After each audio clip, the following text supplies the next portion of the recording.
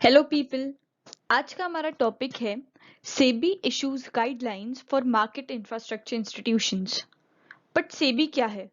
और सेबी तो ठीक है, बट मार्केट इंफ्रास्ट्रक्चर इंस्टीट्यूशंस क्या है?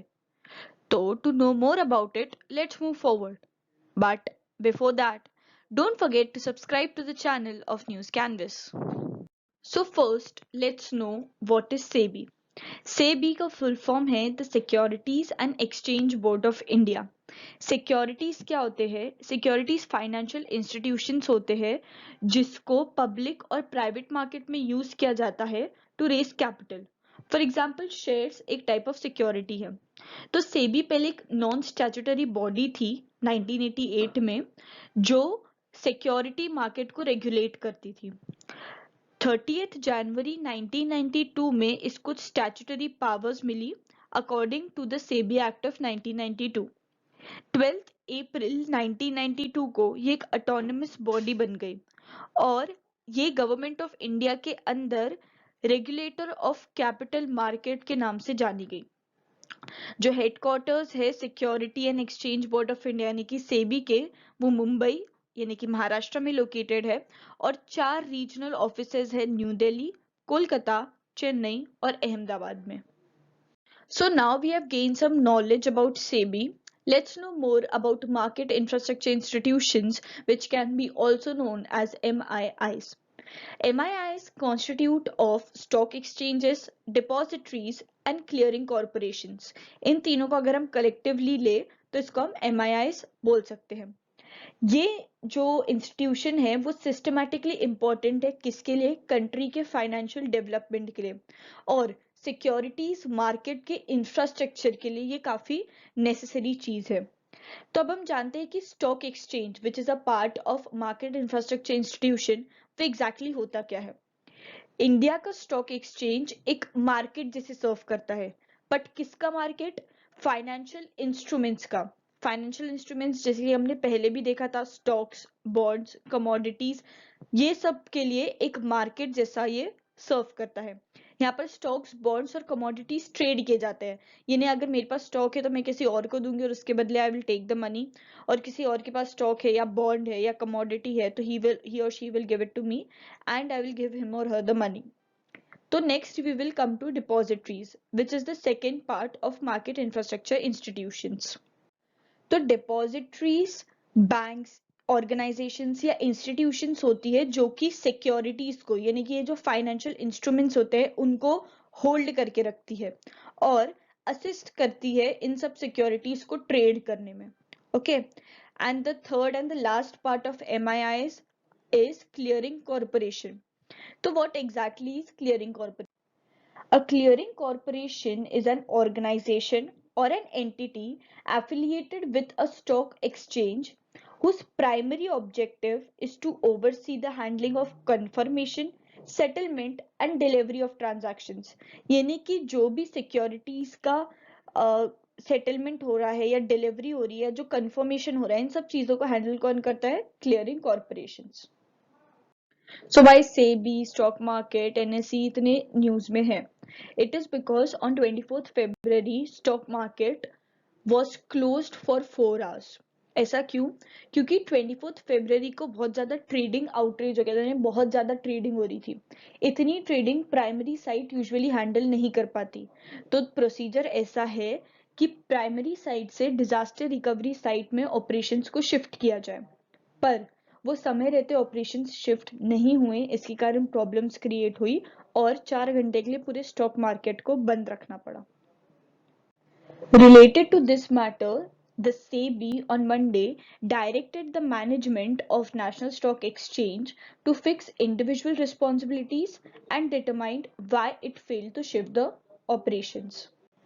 Meanwhile, the NSE has submitted its detailed root cause analysis to SEBI's Technical Advisory Committee.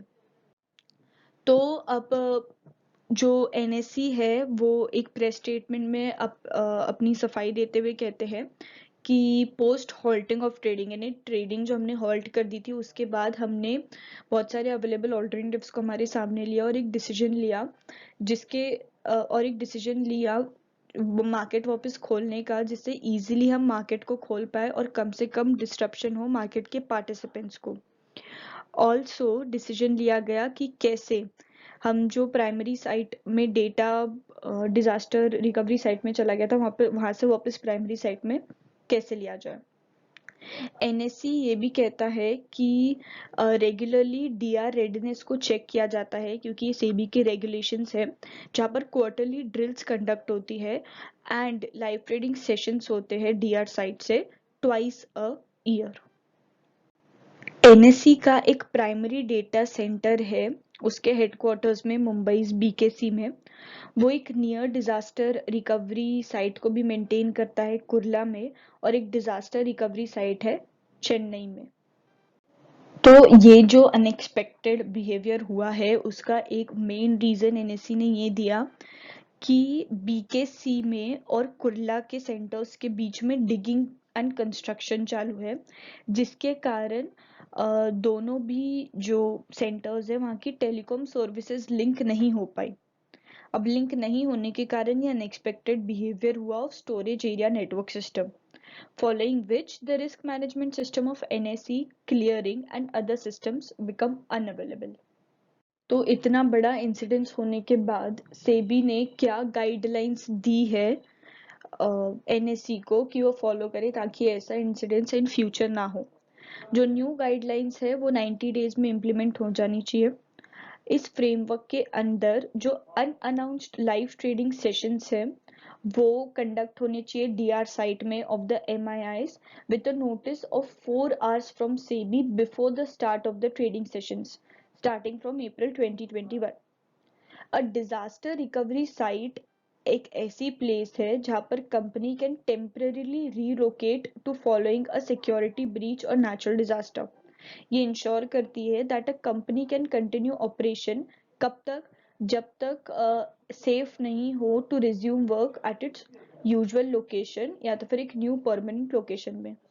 In the event of disruption in the critical system of the MII, जो MII है उसको declare करना है incident एक disaster है 30 minute of the incidents में, यानी कि पहले से 2 घंटा जल्दी हो गया, and take measures to restore operations including from DRS within 45 minutes, earlier 2 hours from the declaration of disaster. Critical systems for an exchange or clearing corporations would include trading, risk management, collateral management, clearing and settlement, and index computation, जबकि critical system for a depository include करता है system supporting settlement process and inter depository transfer system. MIIs को study करना है feasibility of the intraday shifting from primary site to the DR site with a notice of 45 minutes from SEBI। ठीक है, MIIs को prepare करना है comprehensive testing plan और sufficient redundancy build करनी है उसके सिस्टम में, ताकि it could mitigate impact of any foreseen technical glitch and to ensure failure of any subsystem of MIIs would not impact other their critical systems and continuous functions of securities market। जैसे कि सिर्फ digging और construction work के कारण telecom service providers connect नहीं कर पाए तो उनके सारे सिस्टम फेल्स हो गए, तो उनको एक ऐसा अपना टेस्टिंग प्लांट और सफिशिएंट रिडंडेंसी बिल्ड करनी है जिसके थ्रू अगर एक सिस्टम फेल हुआ तो बाकी सब सिस्टम्स फेल ना हो। MII को एक कॉन्स्टेंटली मॉनिटर करना है हेल्थ और performance of various communication links, और अगर कुछ प्रॉब्लम है तो करेक्टिव मेजर्स लेने हैं। सभी जो MIIs है उनको इनकॉर्पोरेट करना है क्लियर और comprehensive communication protocols and procedures in business continuity plan और BCP document for both internal and external communication from the time of incident till the rectification और रिजम्पशन ऑफ सिस्टम्स और trading. ठीक है, MIIs को ये भी ensure करना है कि जो रिकवरी पॉइंट ऑब्जेक्टिव है, रिकवरी पॉइंट ऑब्जेक्टिव यानी क्या होता है, the maximum tolerable period for which data might be lost due to major incident, ठीक है, वो 15 मिनट हो, ना उससे ज्यादा ना उससे कम। तो जो आरपीओ वो सिर्फ 15 मिनट होना चाहिए, ये इंश्योर करना है एमआईआईस को। तो ये कुछ गाइडलाइंस दी है सेबी ने, और उनको 90 डेज के अंदर इम्प्लीमेंट करना होगा एनएससी को। If you liked the video and thought it was informative, please do give a thumbs up. Do follow the pages of News Canvas on Instagram and Facebook, and don't forget to install the app of News Canvas. Till then, bye bye.